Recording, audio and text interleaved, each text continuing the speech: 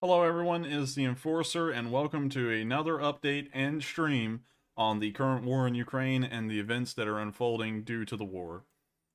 So, to start off today, we will begin at the city of Kyiv, as pitched fighting is going on currently in the suburbs of the northwestern section of the city, and there has been some interesting developments throughout the course of the day. To start off with some incredible news, it has been reported that 56 tanks have been destroyed near the Hostomel airport, along with the Chechen general. Let me make sure that I get his name correct. Magomed Tushiev, which has been killed along with the 56 tanks near Hostomel. This is an incredible amount of news for the Ukrainians, as it has been rumored that a armored column of 500 tanks is moving in from multiple directions to assault the city of Kyiv tonight. Right now, at this moment, it is around 5 o'clock in the morning in Kyiv, and so the sun will soon rise, and we will find out if the Ukrainian defensives have held their lines against this Russian onslaught, or have they begun to fall back due to the immense force that the Russians are inflicting upon them at the moment.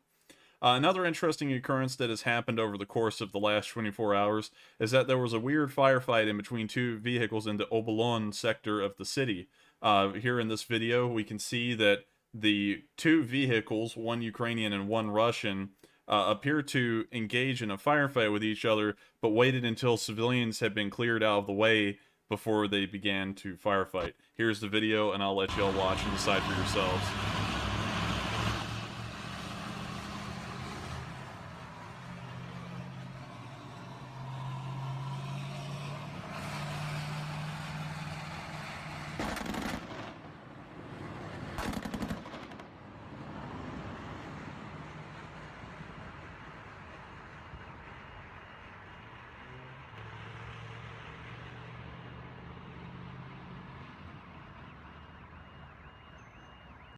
It was a nice bit of decency to see that for once the Russians were actually respecting civilian lives and making sure to not engage until the civilians had been cleared from the area.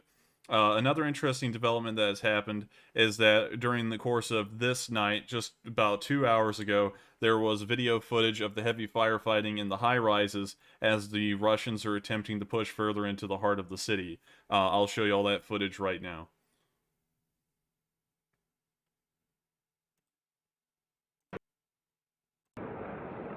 Воюють по-справжньому. Дуже інтенсивно.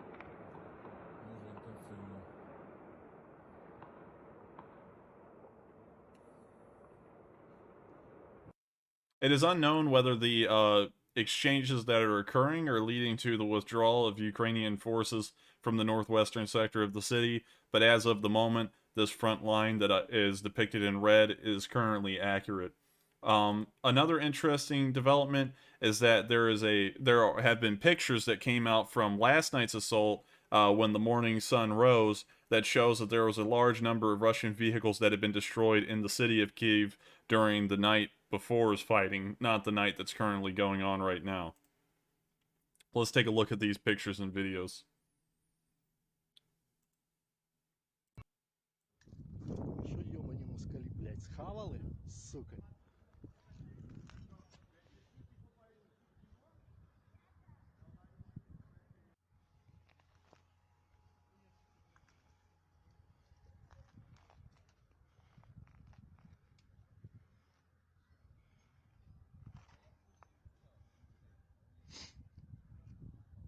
As you can see, it appears that at least one vehicle had been destroyed, and the Ukrainians have claimed that further south, around the area of the metro station, there has been an entire tank column destroyed by the 101st Defense Force, I believe is the name of the company or battalion that has wiped out this entire tank column here around the Kyiv Zoo.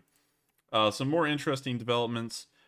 There has still been a large battle at the Kyiv Zoo. As far as we know, while the rest of the front lines may have moved, the Kyiv Zoo is still a heavily contested area, as firefights have still been seen around the zoo during this night's fighting. And to move on to the metro station, there is some good news. We know that there have been no serious civilian injuries at the metro station that there was heavy firefighting around last night as the Russians pushed towards the zoo. And in an attempt to entertain the children that are currently trapped in the metro station with their parents, there has been small cinemas set up for them to watch TV shows, so that way they can try and get their mind off of the war. Here's the footage of that right here.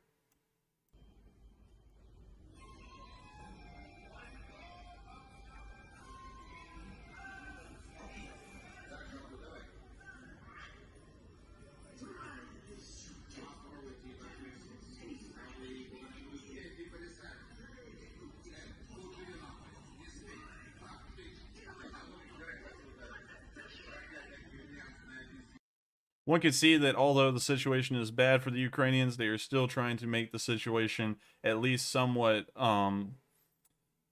not as bad for the children, if that's a good way of putting it. So luckily for the Ukrainian parents, they are trying their hardest to ensure that their children are not traumatized by the horrors of the war going on above them.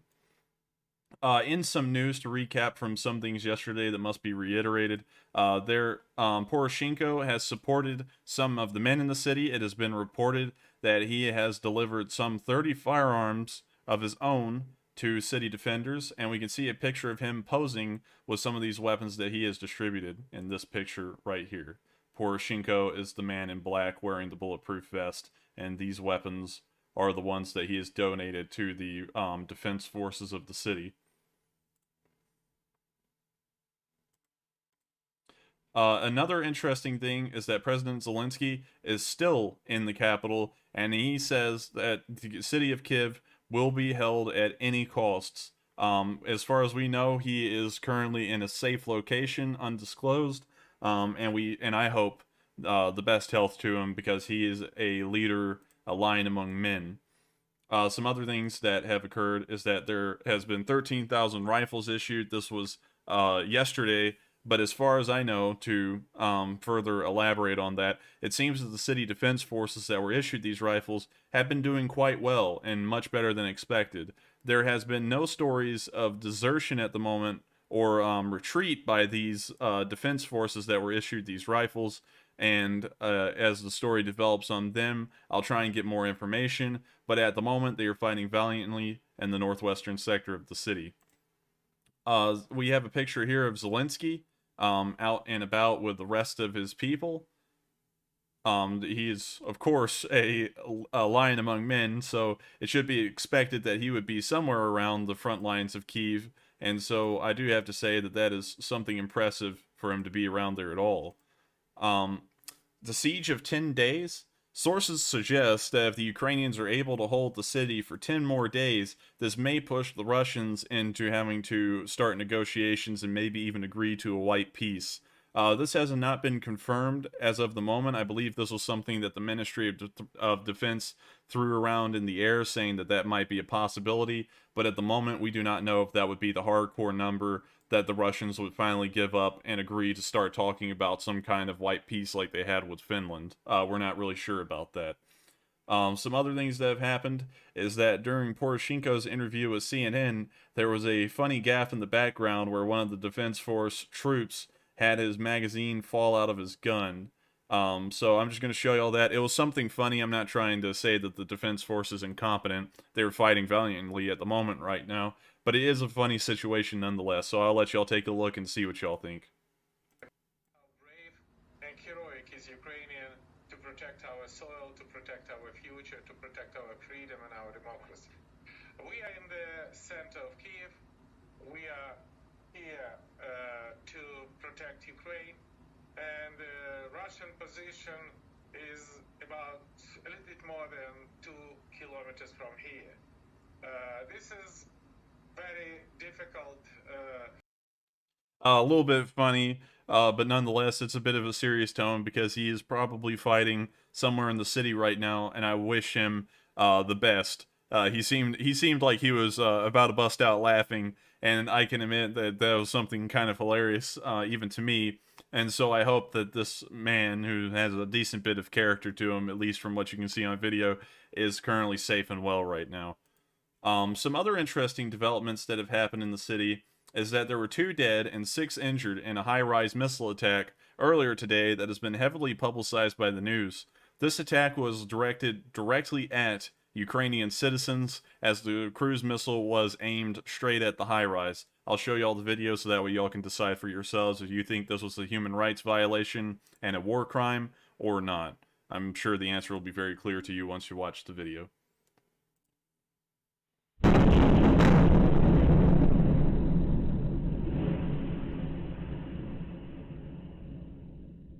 Отже, 9 ранку, приблизно 17 хвилин тому прилетіла ймовірно ракета, багато. I believe that the missile attack was meant to strike fear into the Ukrainian citizens, but it appears that it was an unsuccessful attempt, as the Ukrainians are still fighting steadfast inside of the city's perimeter at the moment. Moving on outside of the actual center of Kyiv, Russian airborne paratroopers have been deployed near the city of Ivankiv, and at the moment, we know that 2 IL-76s have been shot down over yesterday's airdrop. That was something very impressive, as we were told that the IL-76s were shot down before any of the paratroopers could jump out of the aircraft, so we're assuming that several hundred Russians have been killed in the shooting down of those 2 transport aircraft. Another interesting thing is that there have been dogfights over Vasilkiv today. I'll show you all the video of that. It's rather self-explanatory. Yes, it's a video. I thought it was pictures for a second, sorry.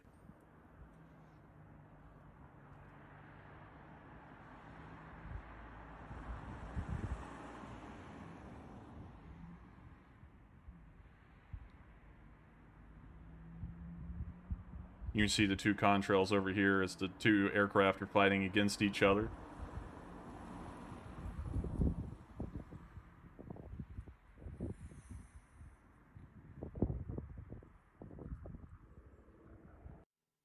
As of the moment, I would still like to make clear that the Ukrainian Air Force and the Ukrainian ground anti-air defenses have not been wiped out and are very strong, actually, much stronger than the Russians appear to have anticipated. So while the Russians do have a larger air force, the airspace over Ukraine is still heavily contested by the 2 sides. Much more recently in today's events, about a few hours ago, a cruise missile hit a oil silo outside of the city of Vasilkiv and has set fire to it. The ecological damage can only be measured as immense at the moment, as the true scale of damage is not known, yet the video shows that there is a massive plume of smoke and many of the silos have been clearly destroyed. I'll show you all that video right now so that we all can see what I'm talking about.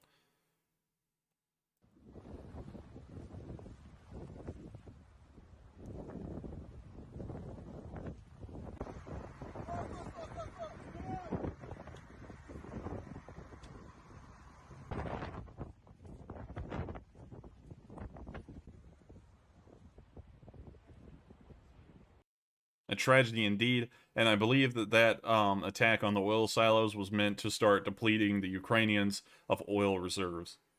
This may be something that will be repeated across all of Ukraine very soon. Before I move on outside of the Kyiv sector, let me make sure that I answer some questions from the comments, so that way we can just answer those questions. Glory to the heroes of Ukraine. I can absolutely agree. These people are heroes, and they are the bravest people I've ever seen in the modern world.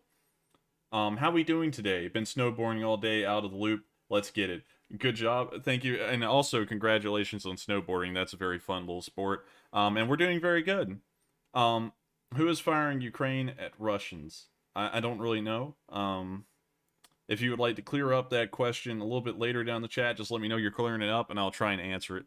I've been waiting for your stream. Thank you so much. Ukraine putting up a fight. That's right. Ukraine's been putting up a resilient fight, although in some areas it seems that the front line is starting to shift rather quickly, but we'll get to that in a minute.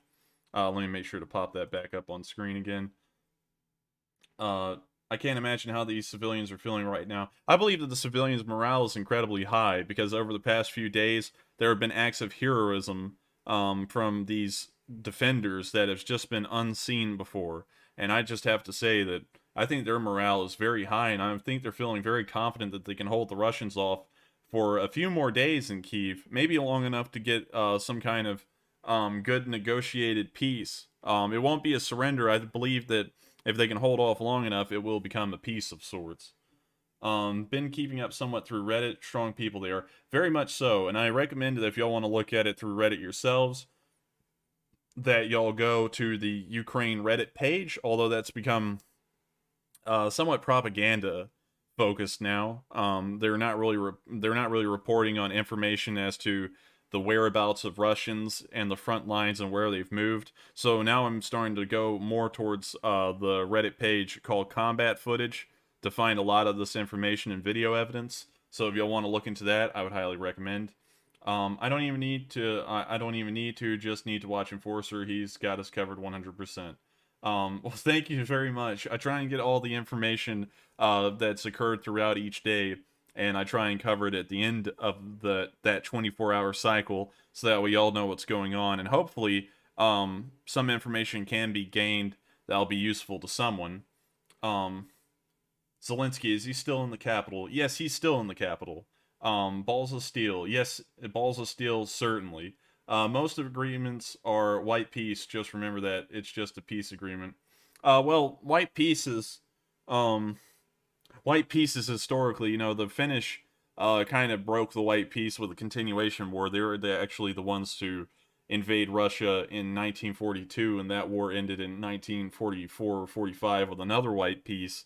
But the most important thing to remember about that is that a white peace, it will pretty much ensure that it is a status quo antebellum, as they say, which means that the status quo, everything that was the way it was before, will be maintained, and antebellum pretty much just means pre-war in Latin. So it'll be like status quo pre-war.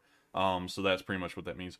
Poor animals at the zoo. I was thinking about them today, and I was also talking to my mom about this, and she had to agree as well. She was talking about those poor animals must be in some hell right now, and I'm very certain that if they were not removed from the zoo before the fighting began, I'm very certain that most of them are probably dead at this point.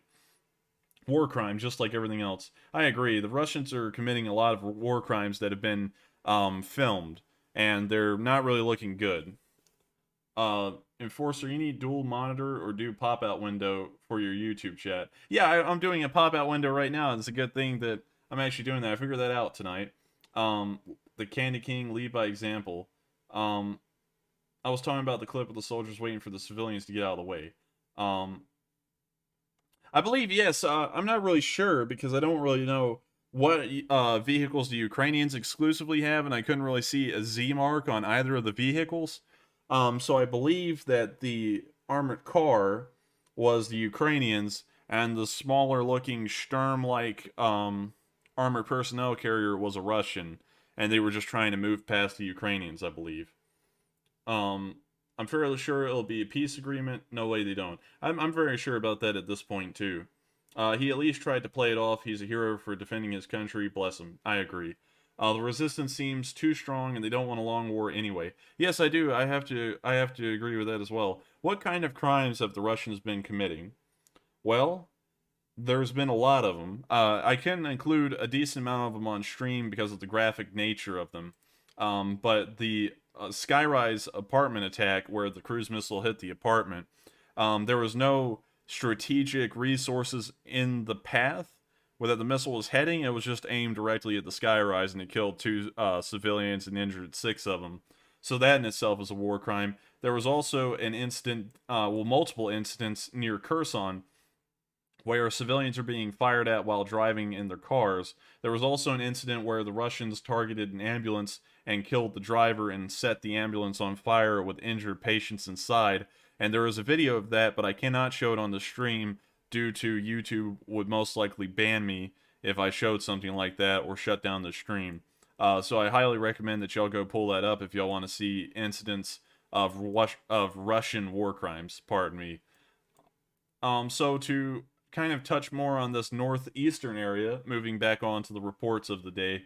Moving back to this northeastern area around Kyiv, the defenders of Chernihiv still hold strong and are fighting valiantly against the Russians day by day. There have been reports by the Russians that they have encircled the city and begun a siege, but as of the moment, it does not appear that supply lines have been cut to the Ukrainians, so the validity of them saying that the city is under siege is highly unlikely. There were several things that happened today in Chernihiv of note. One of the first ones is that a Ukrainian kindergarten has been shelled. It is unknown whether people were inside or not, but the pictures speak for themselves. Another thing that has happened in great news today in terms of combat is that the Ukrainians are still holding at Chernihiv. I've already covered that topic a little bit, but they are holding, and that is the most important thing that they can do at this moment. Captured tanks have shown up at Chernihiv, as it appears that the Ukrainians have overpowered the Russians in a lightning-fast attack and retaken their positions, and in the process captured 2 prisoners that were confirmed, and also some tanks. So in these pictures, we can see that the Ukrainians have captured some T-72B3s, according to this tweet.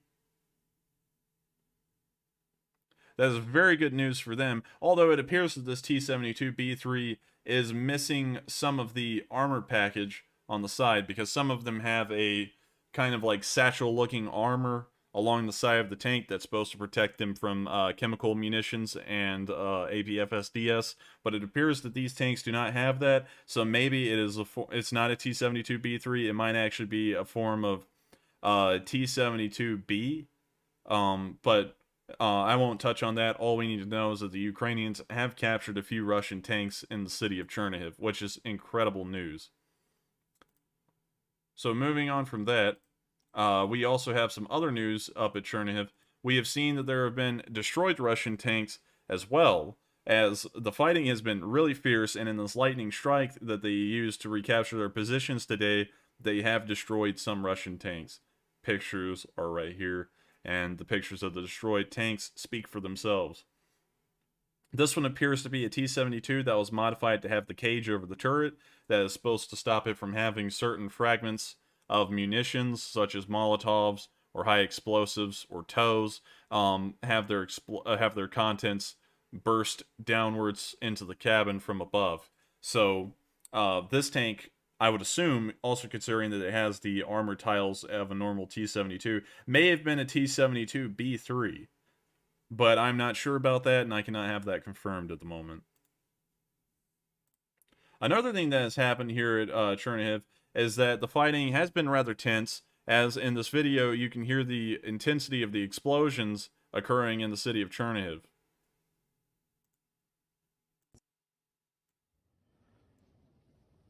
За теми домами находится эпицентр. Вы видите? Rather intense indeed. Moving on to the other section of the Kyiv front, I guess you could call this entire area the Kyiv front, is that up in Ivankiv, the defenders of Ivankiv dealt terrible blows to the Russians on film, as it appeared they were having a turkey shoot on Russian vehicles. I'll show y'all the video just so that way y'all can see the absolute scale of the destruction that the Ukrainians were inflicting on the Russians.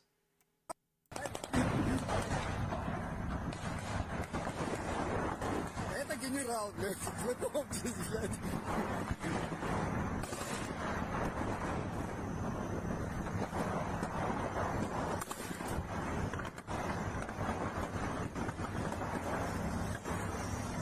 Все, он отходит.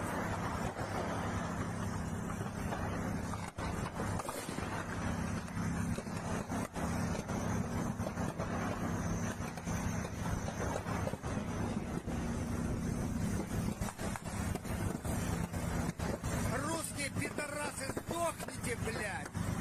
Твари, блядь, сдохните! За каждую слезинку, блядь! Твари, блядь!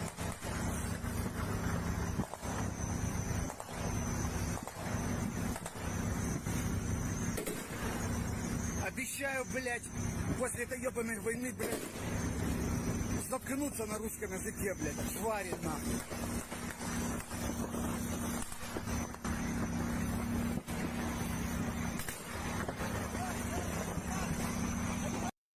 As can be seen, the Ukrainian resistance at Ivankiv has been incredibly strong, and it appears that they'll hold that position for a considerably long time, as of the time of that posting.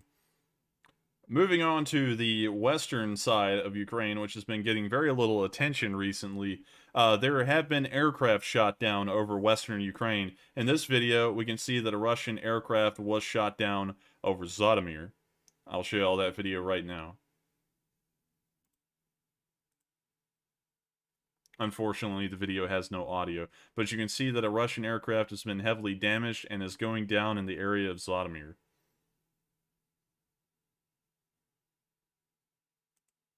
A success for the Ukrainian ground defense forces as they shot down the aircraft.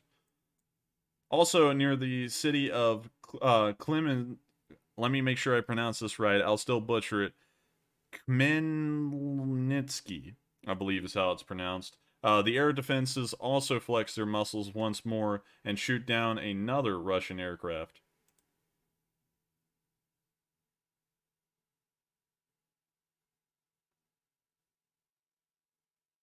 Another victory for the Ukrainian ground defense forces.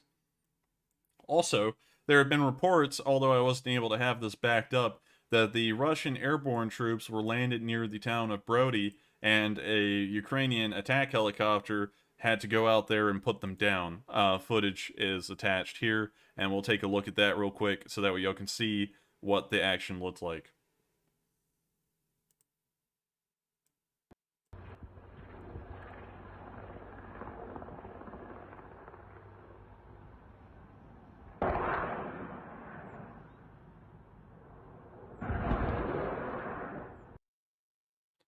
So apparently, the airborne assault did not go as well as the Russians intended, and it looks like another 150 airborne troops, if that account is true, have been sent to hell by the Ukrainians.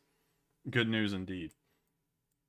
Moving on over towards the northeast sector of Ukraine again, there have been reports, although I haven't been able to verify these, that the city of Krolovets has been surrounded, besieged, and the Russians have now passed it, entered the town of Kopotov, and also started pushing down this main road, the E101, towards the city of Kyiv. If this is true, this could be a serious amount of pressure on the city of Kyiv, as they will now be besieged on both sides of the city, the east and the west. But I was not able to verify those reports today, and so the front line, as far as this map has gone, has remained unchanged. Another interesting thing is that a Molotov was thrown at a fuel truck in an undisclosed location today, and as you see in the video, the throw was pretty strong, and I believe that the person who threw this Molotov ought to be recruited into the National Basketball Association here in the U.S. because he certainly has a throwing arm.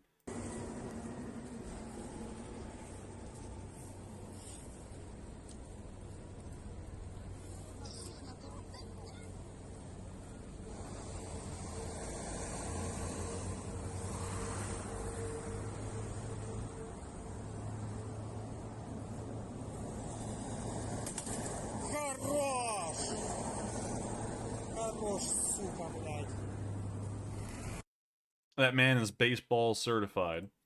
Moving on from the northeastern sector, and now we're going to start moving our way down the eastern border and towards the south, where there's been the most developments as far as the front line has gone today. We now go to the city of Sumy, where we can see that there have been many interesting developments over the course of today.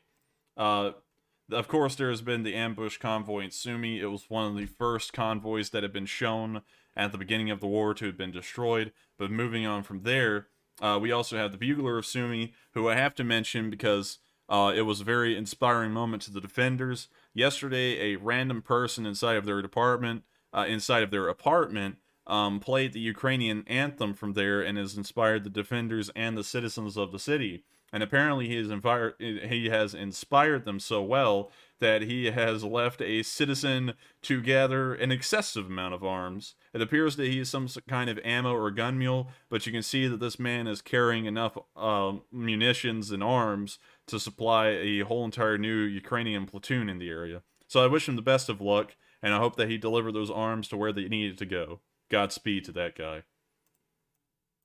Another interesting development that has happened in the city of Sumy is that Sumy residential sector in the northern area of the city has been shelled, leading to massive amounts of damage in a residential zone. Footage is shown here. Веретеновка. Два жилых частных дома. Отойдите от машины. Погибших не знаем. Скорая помощи. Все сюда. So terrible damage indeed, and it sounds like there was a woman who was distressed, so I'm not really sure if she was distressed due to the damage of her and destruction of her house or the loss of a loved one.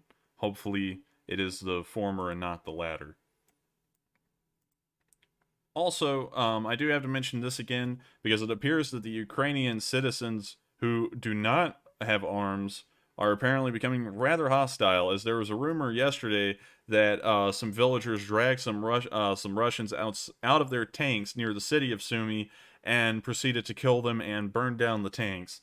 So if that's true, the Russians better watch out, because apparently people are getting rather pissed. So we'll just leave it at that. Now, before I move further down the border to Kharkiv, where there's been a lot of developments today, I'll answer some questions from the comments.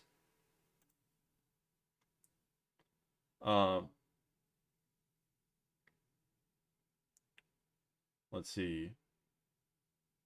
Also, lots we don't see. We are seeing a glimpse of the chaos that is actually happening. There's actually a bit of a development that may change that, is that today Ukraine was connected to Starlink, which is Elon Musk's internet access system that is operated by satellites. And so due to that development, we may start seeing more posts and updates of things going on inside of Ukraine due to more of them having more stable internet access through Starlink. So we'll have to see how that goes. Funker 530, try that. I might try that in a while, but one thing I do have to be very worried about when doing these streams is that if I show a dead body or any sort of carnage like that, it will cause this stream to get flagged. And so I have to be very careful about going to pages that may have that kind of stuff like it. Because if I do and it's there, this might be the last stream we have, and I won't be able to keep up these daily updates of what's happening here in Ukraine at the moment. So, thank you for the recommendation. I'll probably use that as a source tomorrow as I try and compile more information for the next day of fighting. Let's see. Sheesh, that tank is smoked. Yes, it is. I believe it was hit by a javelin, perhaps, because it seems like the Ukrainians aren't really relying on tanks to fight tanks. It seems more so that they're relying on, kind of like handheld launchers to destroy these tanks. Oh, look, St. Javelin is back. God bless St. Javelin. That's right. St. Javelin is a G. Sheesh, that's chaos. It really is. It's chaos everywhere around Kyiv. Anywhere that is close to Kyiv is just a slaughterhouse. And if you're speaking about that one particular moment at Ivankiv where they just were having a turkey shoot on the Russians, yes, that was a slaughterhouse. Very nice, 2 aircraft. Yes, and there's actually more, but we have to get around to that front line as we move further down from the east and towards the south. But there have been even more aircraft that have been shot down today, and I'll show that to y'all as well. They're outgunned, outmanned, outnumbered, and outplanned, but that's not stopping them. That's right. You got to give it to a country that means that they will literally defend to the last man. That's a country right there that deserves a lot of respect, and I believe it's also a country that requires a lot of international support, more so than just the sanctions. Even the women. Yes, they are also engaged in the fighting as well. Hopefully, that's badass, Starlink, for the win. Yes, I think that was a really nice thing that Elon did. I believe they're one of the first areas in the world that have been connected to Starlink. So hopefully it works well, and it's not a, alpha test of Starlink. And it actually works and they can upload information much quicker.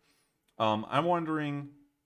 Wait, I think I feel like I missed something. Judging by the... Oh yeah, Frank. I'm sorry, Frank. Judging by the ERA layout, it's either a B3 or a B from 1989. Yes, I was thinking that as well, but I didn't really want to say that for sure, because I don't really know what the Bs from 1989 looked like. So if it was a B from 1989, then it just got floored. So, I'm wondering if you think that the longer they will hold, the more chance of holding out in the long run. Well, it's not. Modern wars are not really about holding out for the long run. They're really about holding out for long enough that the material losses, because material losses build up really quick in modern wars. The material losses are no longer worth the material gain that they'll get out of winning a war.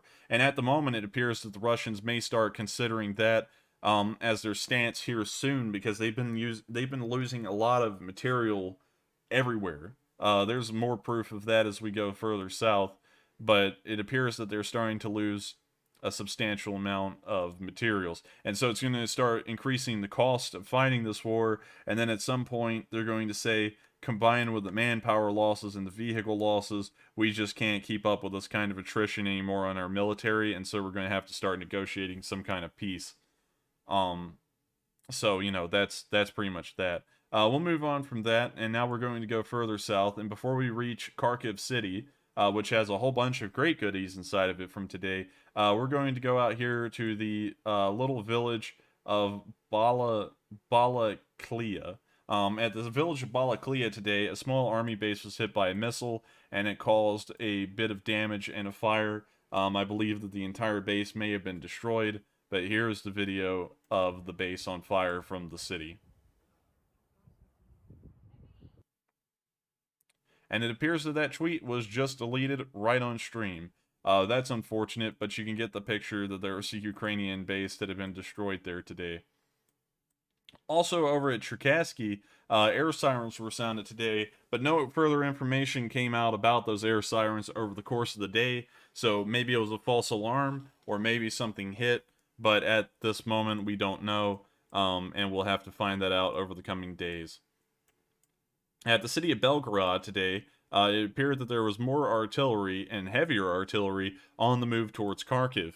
Here in these pictures, we can see that they are larger, more along the lines of a pion, if you want to call it that, with a 203mm gun. But here are the pictures of the SPGs.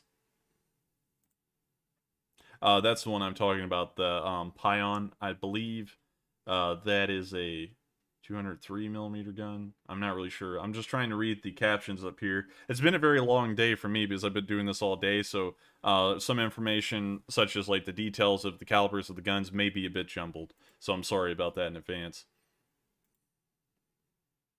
We can also see some more grads being moved up, and all of them, although they're pictured in Russia, and you could say, well, they may just be moving them around and holding them in reserve, they have been marked with a Z, which suggests that they will be immediately going into Ukraine.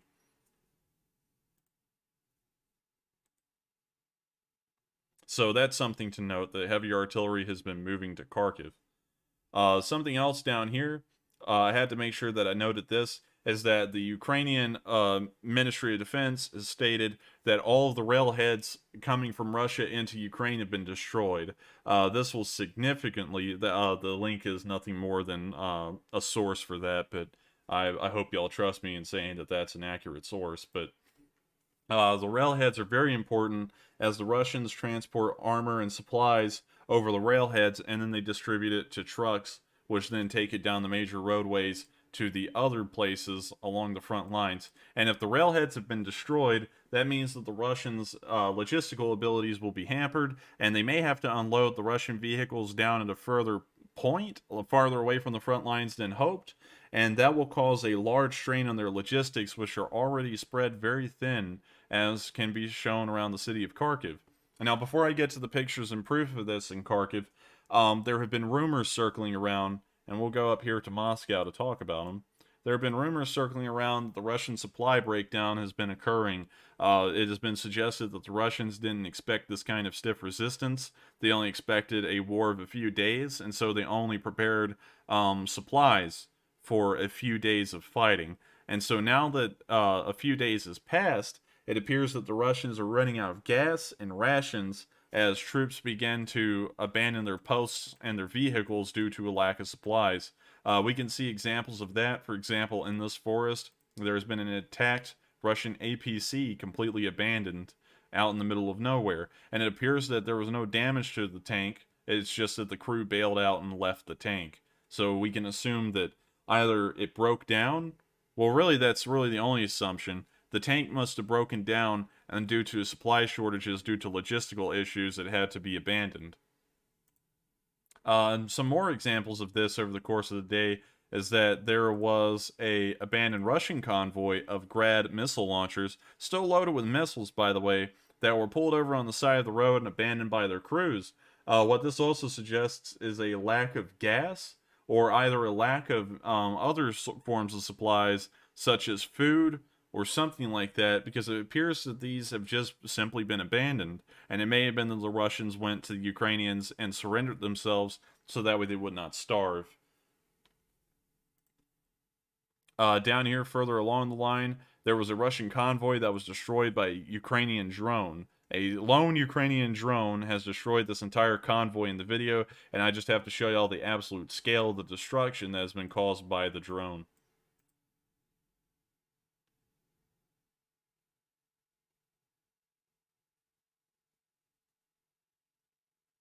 Also, I'd like to point out that the Russians are apparently so incompetent that they couldn't actually paint a Z on the side of their truck right the first time, and so they had to spray it out with spray paint and then start over on the other side, on the other part of the canopy, so that way the Z was actually correct and not some kind of weird messed up piece of shit, you know what I mean?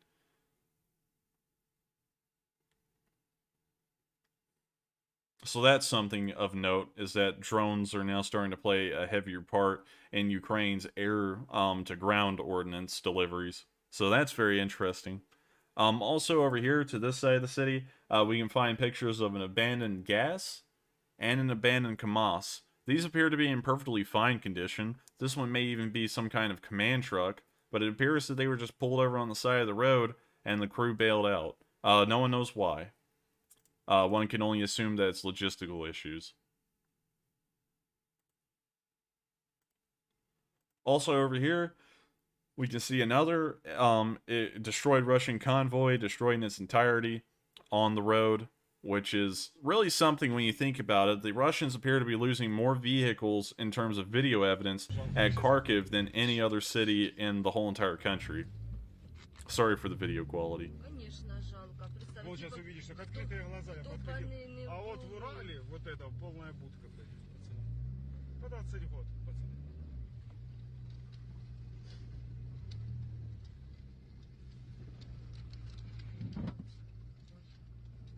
Что це було?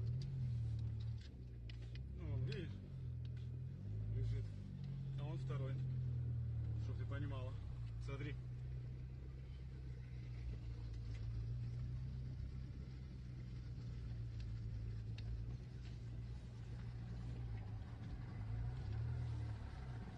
А машины до сих пор работают, да? Да люди, блядь, ну прикинь, ну кто-то съебался, кто нет. Видишь, где все едет, потом снаряд. It appears that the Russians took severe damage in that convoy, as it appeared that there was at least more than 10 vehicles in it, and all of them have been destroyed to the point of being totaled. Also, we can hear the sounds of the Kharkiv firefights, as heavy fighting has ensued inside the city, along with heavy artillery bombardments. But I've left out the artillery bombardment videos because I feel like that's a little bit of a self-explanatory concept. But here is pictures and videos of the fighting inside of Kharkiv.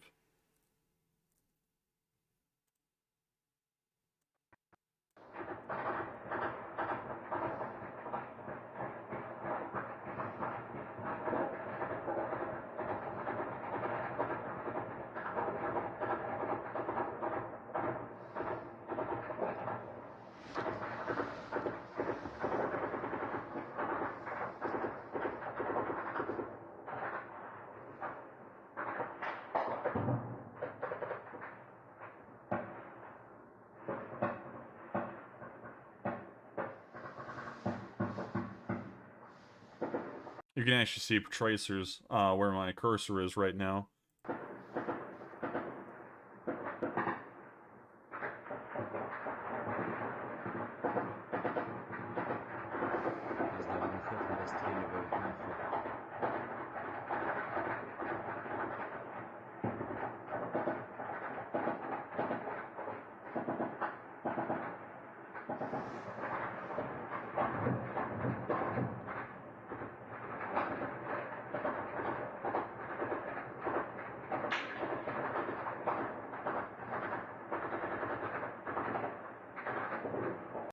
So heavy, intense firefighting within the city center, it appears, or the city outskirts. It may be still on the ring road, but that's why this front line has remained unchanged throughout the course of the war, as it appears that the Russians are still stuck on the ring road outside of Kharkiv.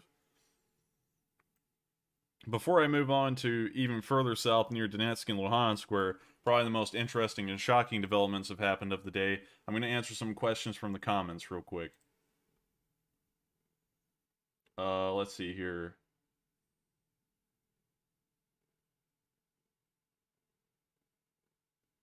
How many tanks and vehicles do you think Russia has in Ukraine right now?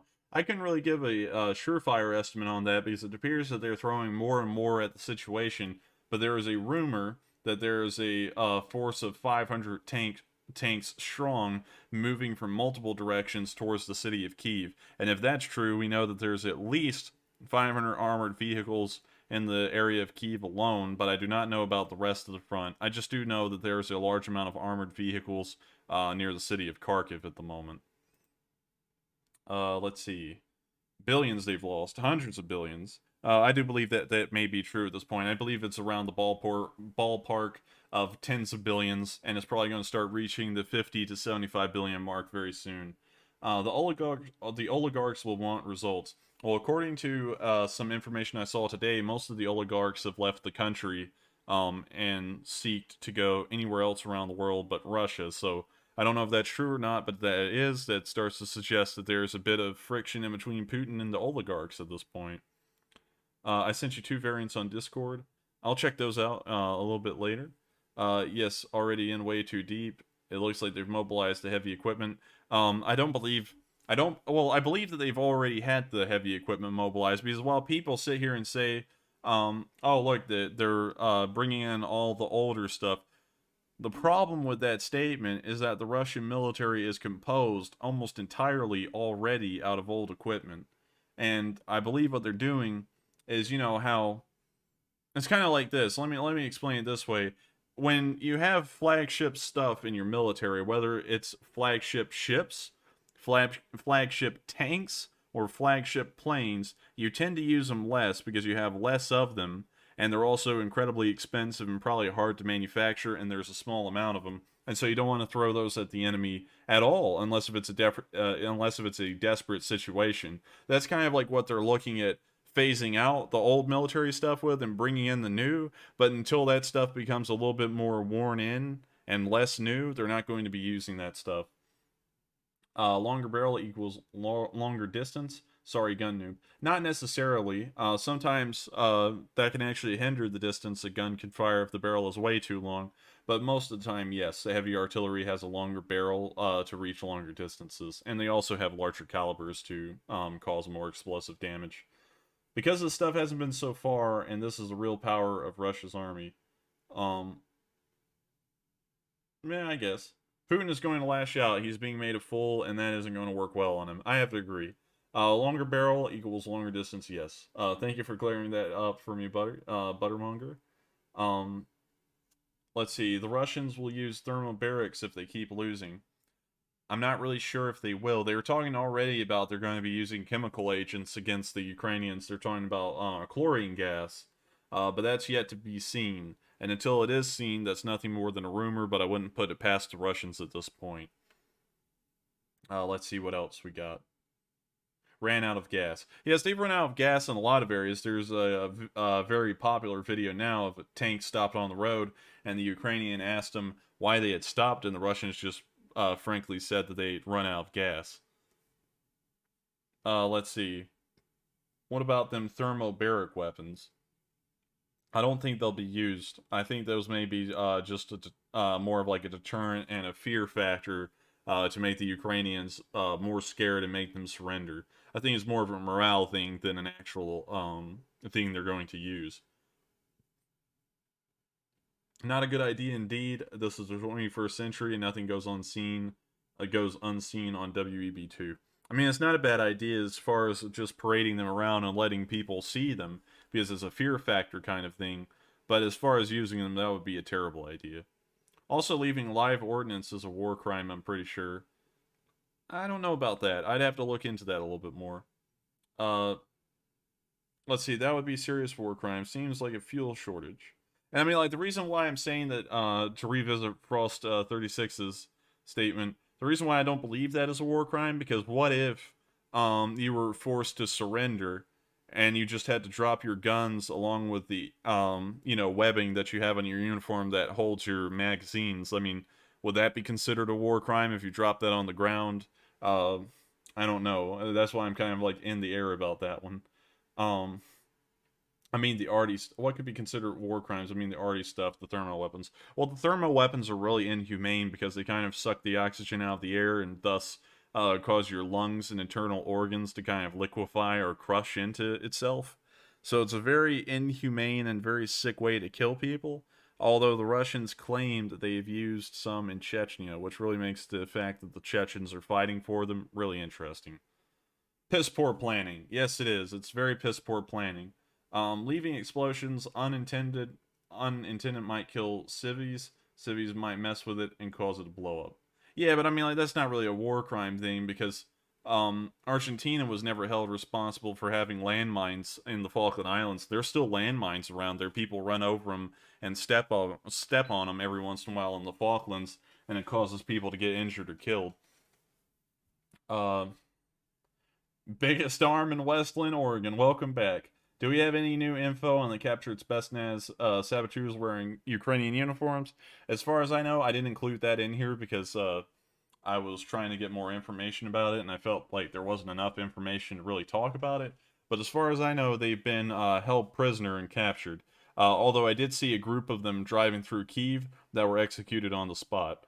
So, you know, that's something interesting to know, is that the response to these saboteurs dressing up as Ukrainians is kind of mixed across the board. And also, there's not just Spetsnaz saboteurs walking around. Apparently, there's Ukrainian sympathizers that have been marking targets for the cruise missiles to center on. So that's something to think about as well.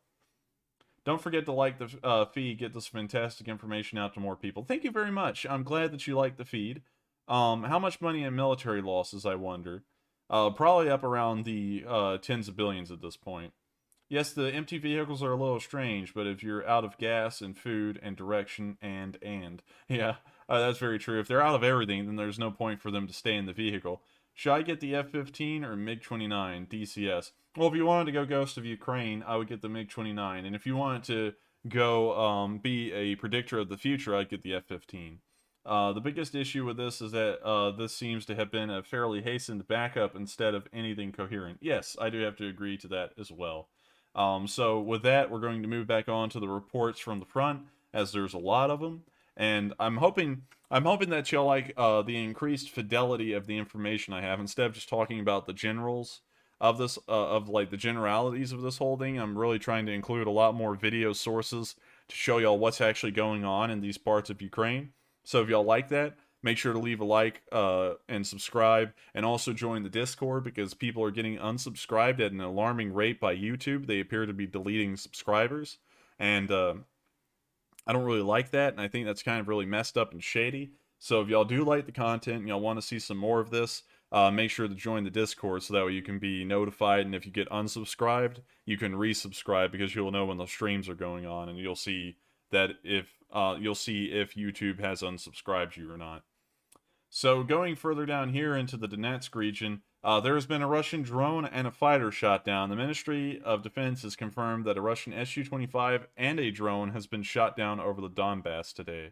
There was also a bombing that happened the night before in Dnipro, but we will not cover that because that's not a current day's event. In other news, a oil depot has been hit by the Ukrainians and is on fire at Ivankiv. Apparently, this is an attempt to destroy the oil reserves of the Donetsk and Luhansk republics by the Ukrainians. As you can see, the fire is very bright. It might as well be an early sunrise for the people in that area.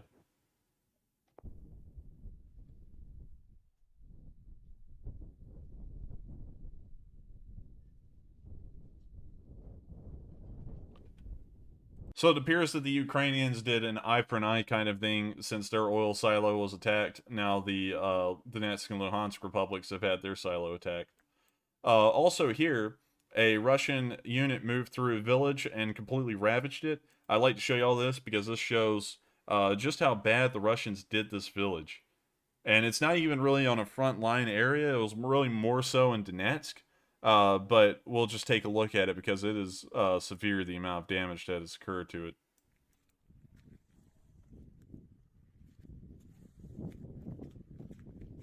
It looks a lot like Chechnya in the 90s.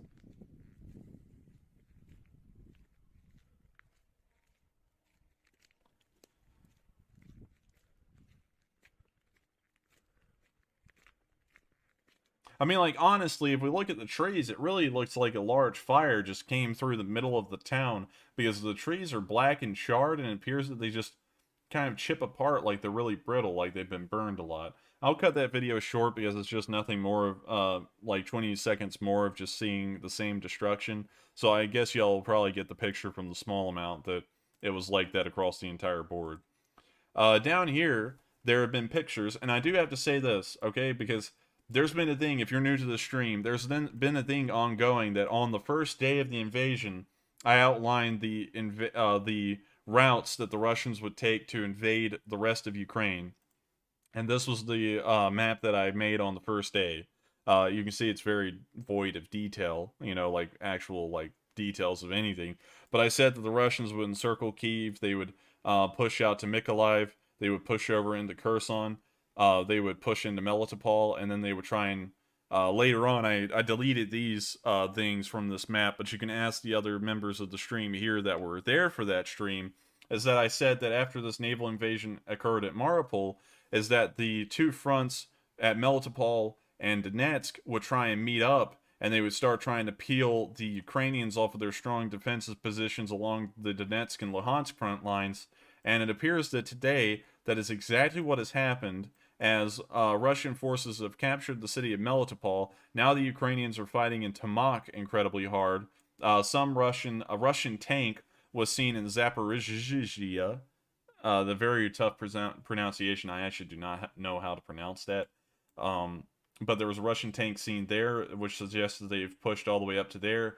And there has been a convoy seen approaching Mariupol from the west, which suggests that these two front lines have linked together from Donetsk and Luhansk and South Crimea, and they've now almost cut the Ukrainians entirely off from the coastline, and the Ukrainians' defensive line, if I was to assume what it will look like soon, is going to look something like this, and I'll just draw it up for y'all real quick.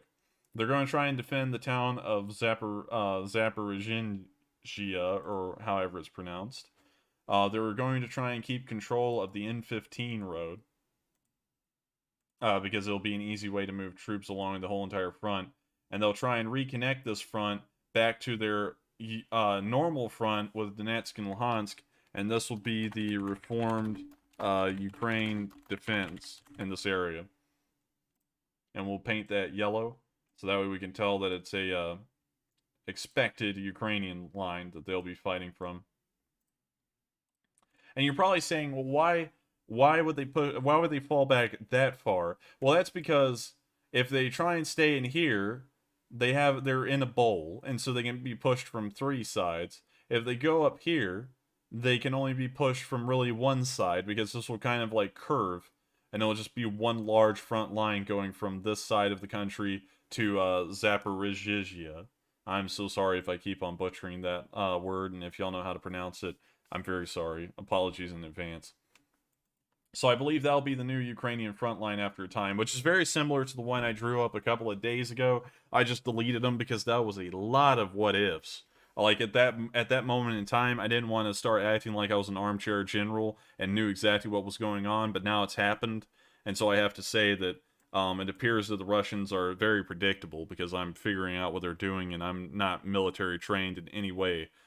So anyways, moving on to the southern front, further on down here at Mariupol, we can see that there have been some bombed houses in the outskirt village of Mariupol called Sartana. I will take a look at that right now.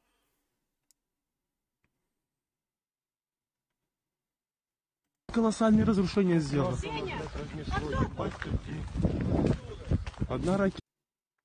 It appears that the tweet was just deleted on stream. It appears that Twitter has a very big issue with me showing y'all what's going on in Ukraine. And so for that reason, I'm going to take a look at the comments and we're going to see what we got. Oh wow, there's been a lot. Let me try and start up here. Goes to Kyiv. Yeah, he's a one hell of a guy. He's like one of the few aces in the past several decades that actually exists. You're killing it. I'm hooked. Thank you so much. It uses air to make a bigger explosion. Yes, I do know that. You know, I said it kind of like sucked the oxygen out of the air, but you know, that wasn't really a good mechanical explanation. So thank you for clearing that up. You're rocking it, Enforcer. Keep on getting this info out. Thank you so much. The Russian Navy has fired on civilian ships. Yes, they have. They fired on a Turkish ship, and they've also fired on a Japanese freighter that's in the Black Sea. So far, there's been no response from the West, and I'm trying to see how that situation develops before I add that to the map and try and update everyone on that information.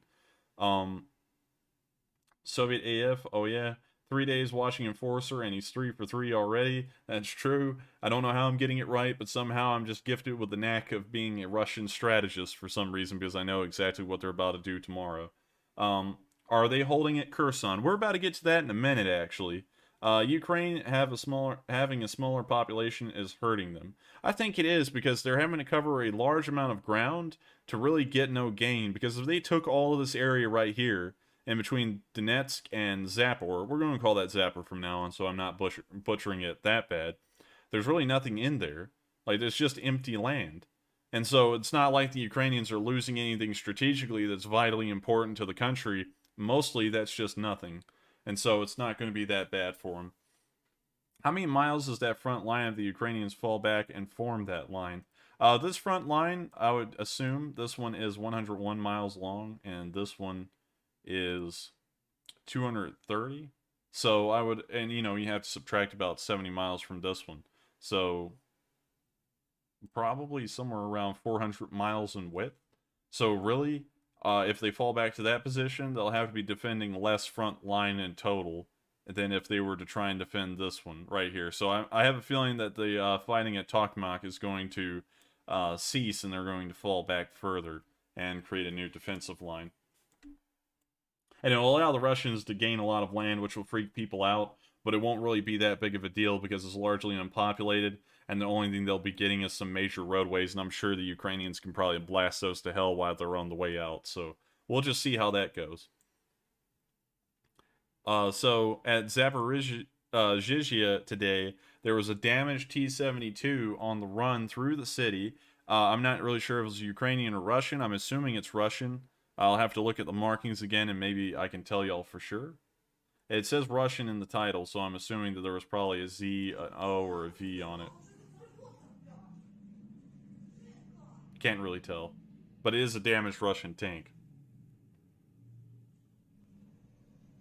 There's a Z on that one, so yes, they are Russian tanks.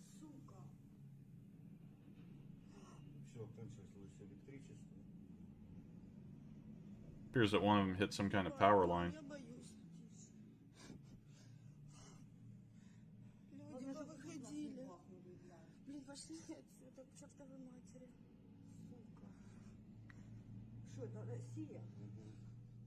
So you can see that the Russians have made it to Zapor. So that part of the front line looks like it is accurate at the moment. Currently, the city of Tokmak, there have been some Ukrainian losses that I've noted today that have been shown.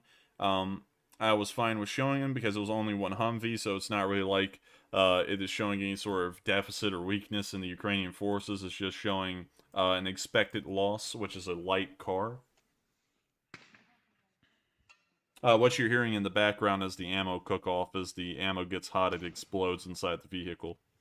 There are no dead bodies in this video, also.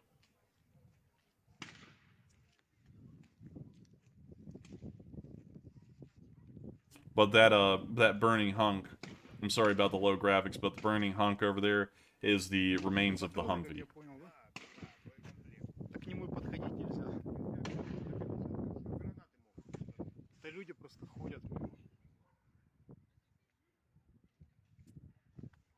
Very unfortunate thing. I hope that no Ukrainians were seriously injured or killed in the destruction of that Humvee. Also, some more information is that Russian armor was spotted at Tokmak earlier today. which suggested a breakthrough in Melitopol. And I made that note before I saw the proof that Melitopol had been captured entirely by the Russians. And so going off of that, that note was made earlier today as a suggestion that things may have gone south at Melitopol, which they did. Down here at Mariupol, we have some more pictures as forces have been spotted on a highway outside of Mariupol, which must have been the M14. We can see here that the Russian naval infantry, I'm assuming they're probably naval infantry, are actually using the newer BMP-3s, which is a large deviation from the normal BMP-2s that we've been seeing along the rest of the fronts. So that was an interesting thing to note. Also down here, more closer to the Western Front that has been created in the north of Crimea, an entire Russian column, a different column, was spotted near Berdyansk, if you want to pronounce it that way. As you can see, these appear to be more armored personnel carrier-style Sturm vehicles, if you can hardly tell from the outline. It's a very grainy video. But this goes to suggest that the Russians are really starting to ramp up the amount of forces in this area, and they'll probably start trying to push this really hard since there's no heavily fortified defenses in between this area of the front and this area. And this will be the weak spot, and they'll push it probably somewhere straight through the center if they can. So I'll draw that up, and then I'll explain why I think it'll be straight through the center on this road, going from Bilmak to Vance. We'll draw that up real quick, though.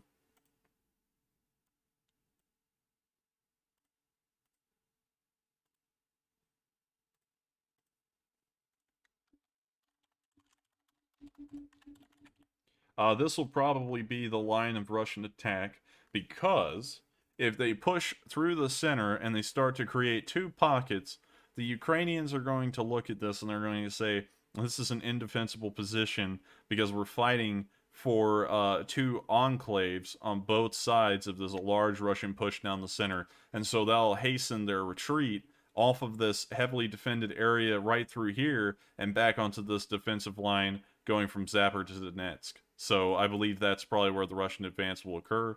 And considering that I've been right on everything else, if anyone wants to call up the Ministry of Defense in Ukraine and tell them that's what they'll be doing, I'm sure that we'll figure out tomorrow that that was probably true for some reason, one way or another. Also, at the city of Melitopol today, I've already mentioned this, but there has been proof that the city has been entirely captured by Melitopol. It appears that there was some sort of Russian policing patrol throughout the city with a gas tiger. And then there was also a Russian flag flying over the police station in another video that was taken about an hour later.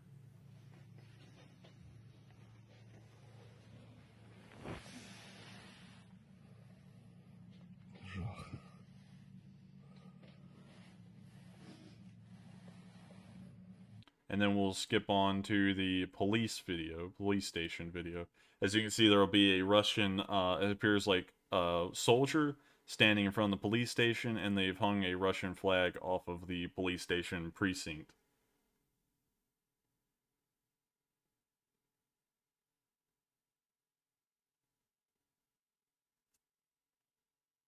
The Ukrainian police are considered a paramilitary unit by the Russians, and so it's vitally important to them that they control the police stations, as, you know, they're pretty much military installations to the Russians. Also, there were battle plans foiled at the hydroelectric dam near Nova, but unfortunately today, a few hours ago, the Russians took it, the Ukrainians mounted a counteroffensive and then retook the dam, and then finally the Russians pushed them back off, and that may be the final time that they were on the dam. Now, before I move on to this area around Kherson and Mykolaiv, I would like to answer some more questions from the comments, and hopefully give my voice a rest, because it is very hard to do this nonstop. So let me get here in the comments. Let's take a look. Wow, a lot more comments. Incredible. How do they maintain 400 miles?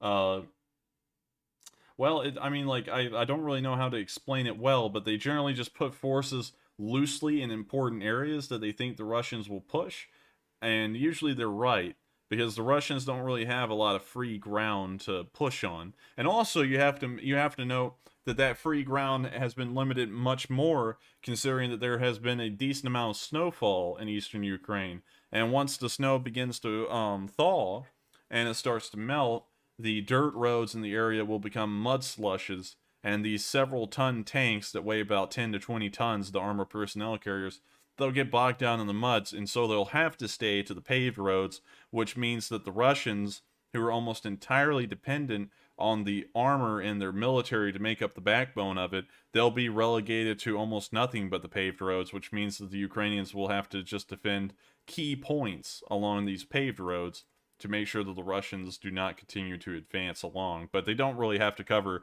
the entire thing with troops along like every few feet of this line that goes on for 400 something miles.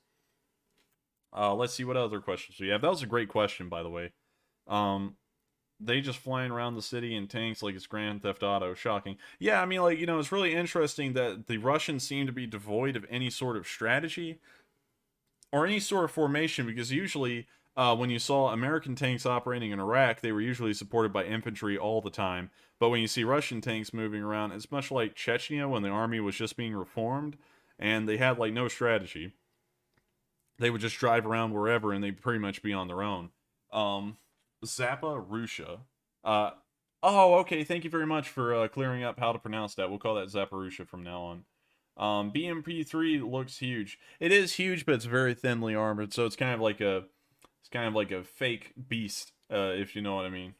I heard that an entire Chechen column was wiped out on the way to Kyiv. Is this confirmed? Yes, I went over that earlier in the stream. If you want to rewind it, although I don't know when you'd have to rewind it to, but they wiped out apparently 56 tanks, and also the general of the Chechens, Magomet Tushiev. So if you want to read more about that, I pull that up individually. Also, to back up what I was saying, I'll revisit this one area because I saw I left one pin unclicked, is that a column of BMD-4s was seen moving into the area of Kyiv today. And so I'll show you all that, and this is kind of like that suggested column of 500 that's moving towards the city earlier today.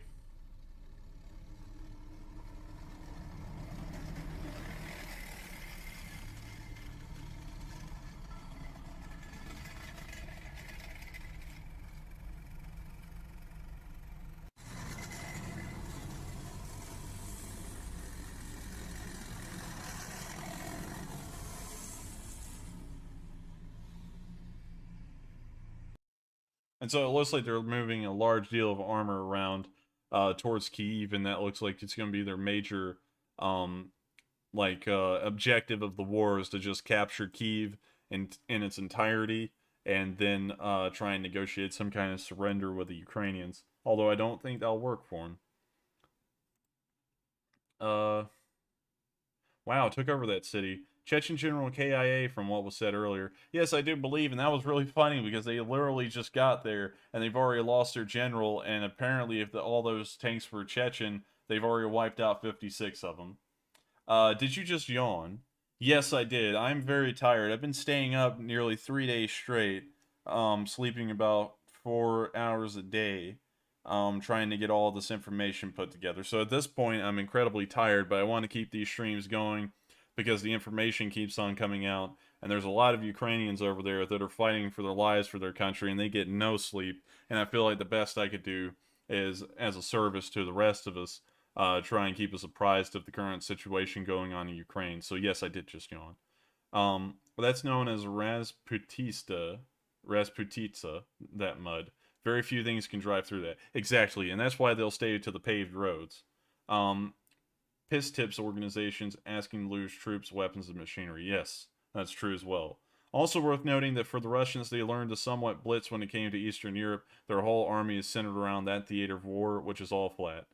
Yes, I would have to agree with that as well. They're really, their whole entire doctrine has not really evolved much from the Cold War, it appears. They believe that the war is fought through large armored pushes straight through the center of flat Europe. I mean, like, most of Europe's very flat, from here to Berlin.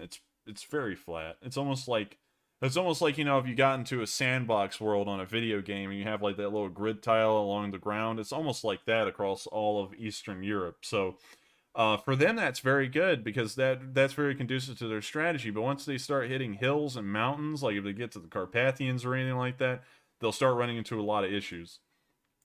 Let's see what else we got in the comments. Infantry doesn't tend to do well.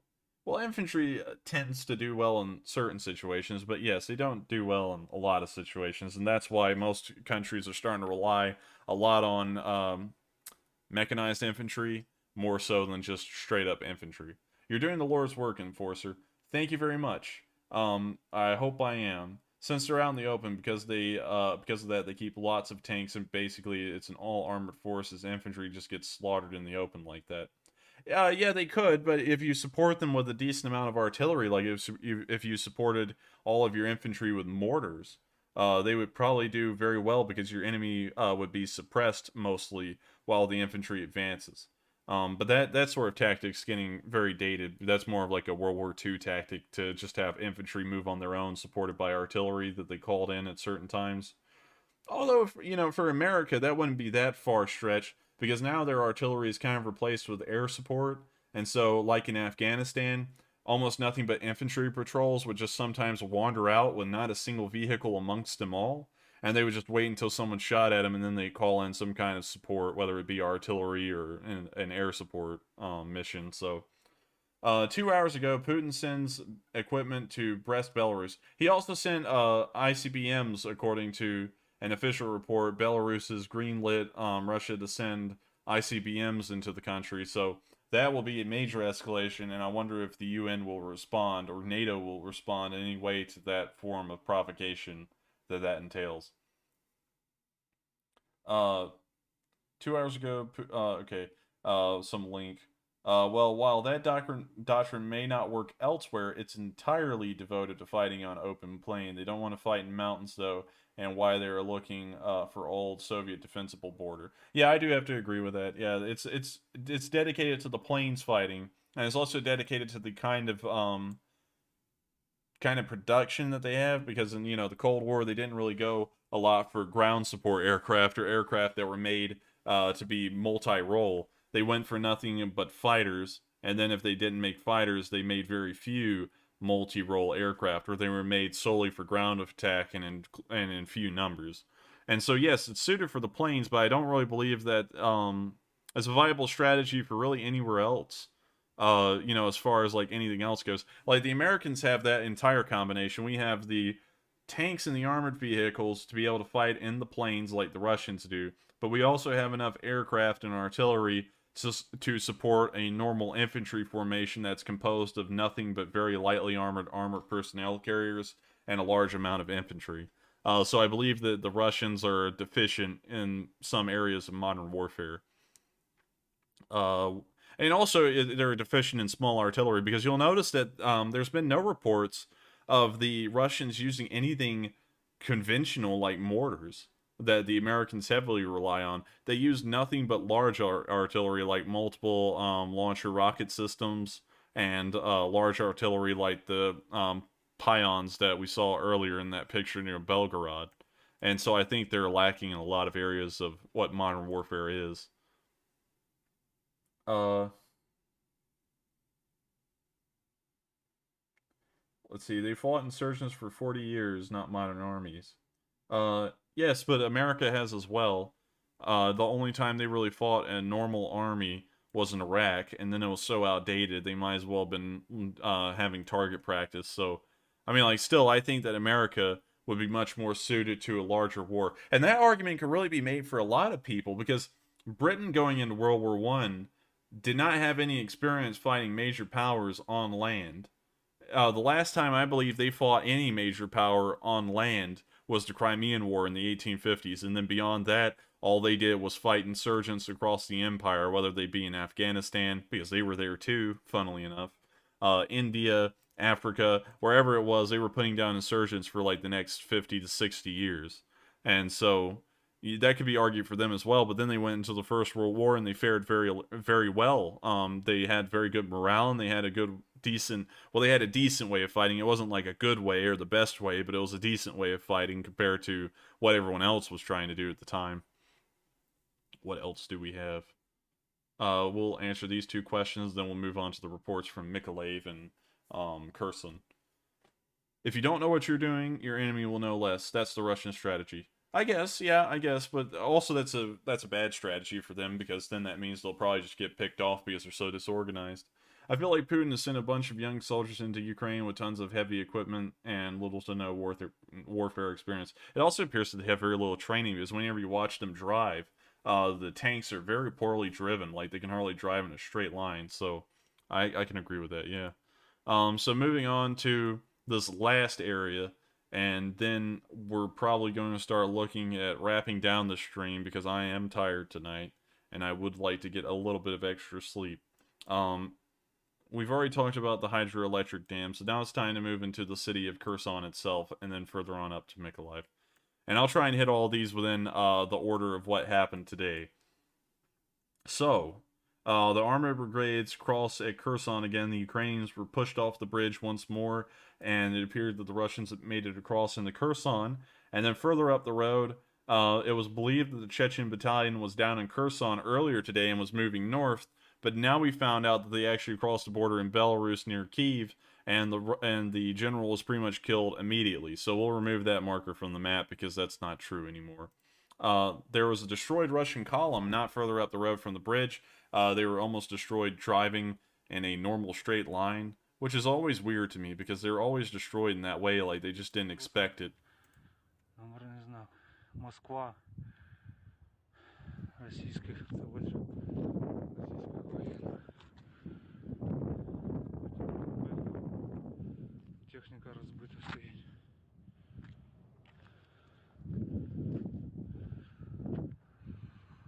Пострадавші гражданські.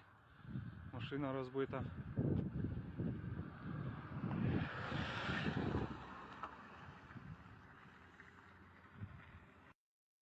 But destroyed Russian vehicles, more armor lost, more millions of dollars lost in material. Let me make sure I get rid of that video real quick as well. Then further down the road, there was another destroyed Russian convoy. This one was destroyed, though, by a drone. It appears that the drones are starting to take a more active role for the Ukrainians' defense. 100%. Подиви. О, кусок траси немає. Вальнули. Що, бетер, да, що? Ти бачиш, вони колону КамАЗів їбали. Ну, знаєш, з чимось.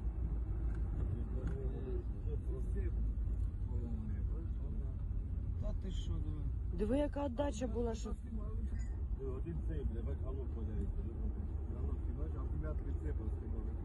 Та ти що, їбали.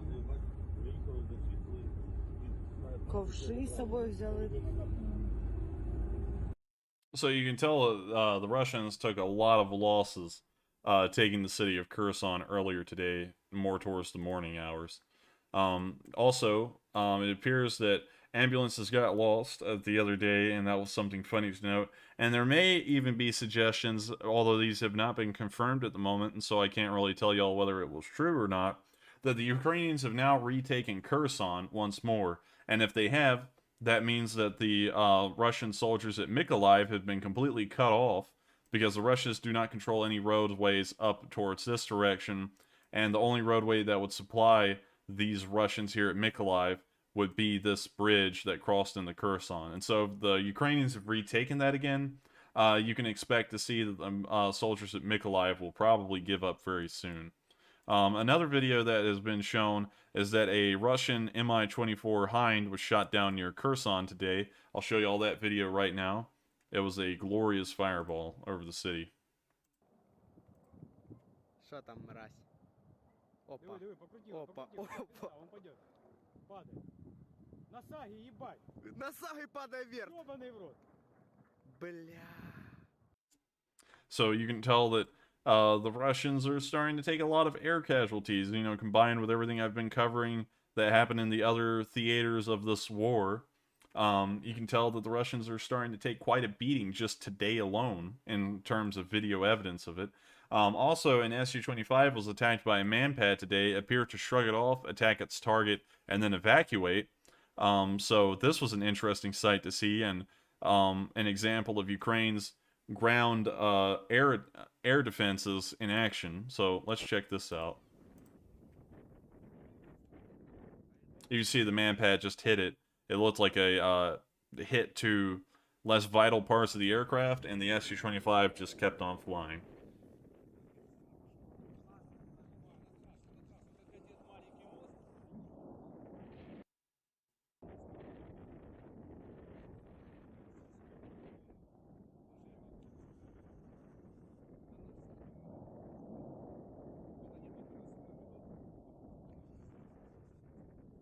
Has anyone ever noticed that the Russians seem to be devoid of wingmen? It's almost like they're playing like in a free-for-all GTA lobby in the way they fight this war. There's almost no coordination or assurance of safety for their soldiers. I mean, like convoys are left nearly undefended. No sort of like actual fire support for them whatsoever as they move through the country. Aircraft seem to fly on their own. Hinds just keep on seeming to fly around and not really, fly in places that have been deemed mostly safe. I mean, it's almost like the Russians are trying to throw this war, it seems at this point. But moving on from that, we finally move on to the last areas of talk. We have down here in the Black Sea, and we have Mykolaiv itself. And then from that, we'll be moving on internationally to talk about some things that have happened in other places around the world that are in Ukraine's favor today. So here in Mykolaiv, we can see that there have been firefights around a mall in Mykolaiv earlier today, around 11 hours ago. And the firefight was rather large. The tweet has been deleted. What do you know? They keep on deleting the tweets. So we'll move on from that. You can assume, though, that the firefight at Mykolaiv has been large. You can take that from that, I assume. There was a destroyed BMP outside of Mykolaiv. It appears to be a Russian BMP.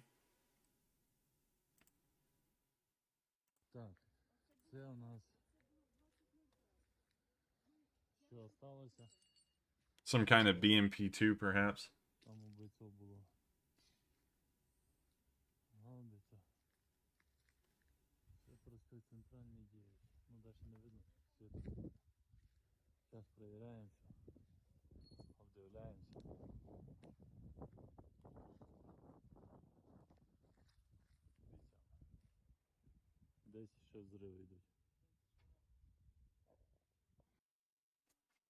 So you can see that the Ukrainians are starting to put up a staunch resistance there, mixed with the heavy firefights and the destroyed vehicles, and it appears that they will be holding the city for the foreseeable future, at least for the next 24 to 48 hours.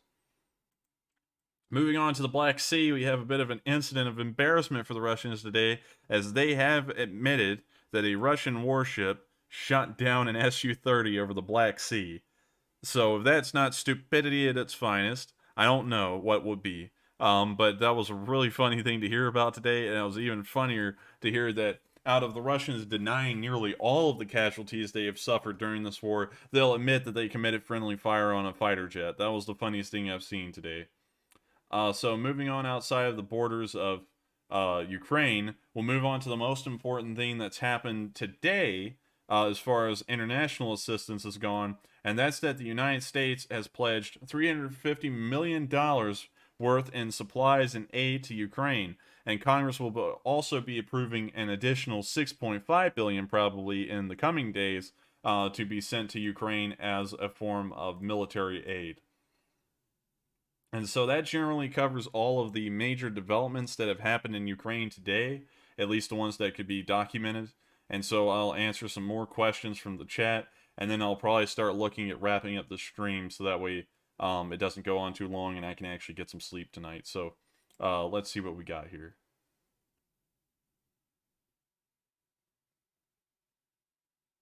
Wow, there's a lot of comments. Veterans die, and so, wow, damn. I don't even... Okay. This insurgency has the USA/NATO helping with logistics or intelligence. I don't know the terms. The US is helping with logistics. And they may be helping with intelligence because it appears that there have been some surveillance drones flying around Ukraine that the U.S. operates. So it appears that they may be helping out in both ways. Could the trains and supplies being sent to Ukraine end up like with some shooting at NATO by accident? I'm not really sure. We'll have to see as that develops. I can't really give a definitive answer if it would or wouldn't. Well, for the Russians, their doctrine has soldiers as damn near expendable. That's true. The Russians give very little care to them in any regard. They even do live fire training exercises with them when they're brand new. And that pretty much means that, unlike America, that will sometimes shoot blanks at you just to get you kind of like psyched out by the sound, the Russians just load live bullets. And they just shoot them at the soldiers. And so, you know, there's a lot of injuries and death that supposedly happens in Russian training, and I wouldn't doubt it. They try and make up a lack of a training and experience for heavy equipment and just more firepower, but somehow the U.S. just does both, investing high in firepower. The U.S. also has a massive military budget compared to Russia, and that's one thing that has to be considered when talking about that. I forgot to mention that earlier. And that also leads to them being able to be a master of everything compared to every other country. Conscripts. Yes, most Russian soldiers are required by law to serve for a year. If you're a citizen of Russia and you're a male, you're required to serve for a year these days. And so most of the army is those kinds of conscripts that are required to serve for a year, and they don't even really want to be there. They've just been told they have to be there. It's the law. The Russian force is 70% volunteer right now. I'm not really sure about those numbers. I'd have to look into that. They don't get paid. They do get paid, but they get paid almost nothing. Kind of like the U.S. Army, though. I'm not really going to act like that's terrible. That's usually how most armies go, is that the enlisted soldiers get paid hardly anything. One of the other things is because Eastern Europe is so flat and dominated by armor warfare, the investment in big artillery is in their favor, as smaller team artillery is less important. Yes, but it leads them to have less flexibility for fighting. Like, you know, if you wanted to be really effective in urban warfare, it'd probably be much better to use smaller munitions than having just nothing but large munitions at your disposal. Because if you have nothing but large munitions at your disposal, then you don't have as much, you have a lot more discretion on where you can use it, because you can't just shoot a 203mm shell into the middle of an urban center without getting some kind of backlash from the entire world. Excavator on the back of a trunk. PogChamp. I don't know what they're using those for either. A lot of bridge and infrastructure equipment in the last convoy. Yes, I don't really know what that convoy would have been used for. I'm sure it's some kind of engineer, it's attached to some kind of engineer unit that would have helped to construct things for the Russians, whether it be like, you know, like a makeshift bridge or something like that. I'm sure that was what that convoy was probably for. Were they Ukrainian or Russian soldiers? Most of the videos I've shown have been of Russian destroyed equipment. How many trucks did the drone get? I'm not really sure about the official number, but it looks like it got the entire convoy, so it looks like around like at least 9 or around 10 or more. Have a good night, everyone. Peace with you. Stay safe. Thank you so much. I hope you have a great night, man, if you're still here. Their whole idea is just to keep them away and engage in large guns, and only why they invest heavily in artillery. I think we already kind of covered that. U.S. has been supplementing artillery in the form of close air support. Yes, but we still do have a decent amount of artillery. Go Ukraine. Later, DPFF. Thank you so much. I hope you enjoyed the stream. So the U.S. is pretty weak in its artillery now and needs to modernize. I mean, like, kind of. But, you know, if we got in a major war like we're talking about right now, they would probably still rely entirely on close air support, because that's why they started to kind of lean more towards that direction than the artillery direction, is because in a large war, the aircraft could travel farther, carry more of a bang in a specific area, and also things like the A-10 have a lot of loiter time, although the effectiveness of an A-10 in modern combat will probably be questionable. The U.S. also just doesn't have the limits that most militaries have, so they can afford to just deal in every situation. That's true. How long does everyone think Putin and his cronies were planning this for? I think at this point the war was already supposed to have ended. I think they were planning on capturing Ukraine within the first 2 days, capturing Kharkiv within the first 3, and then sweeping a very fast invasion along the southern area, over the course of a few days, and I don't think they planned on any resistance at all. Like the final Russian lines, if everything had succeeded, would look something like this. I'll just draw up a very crude line.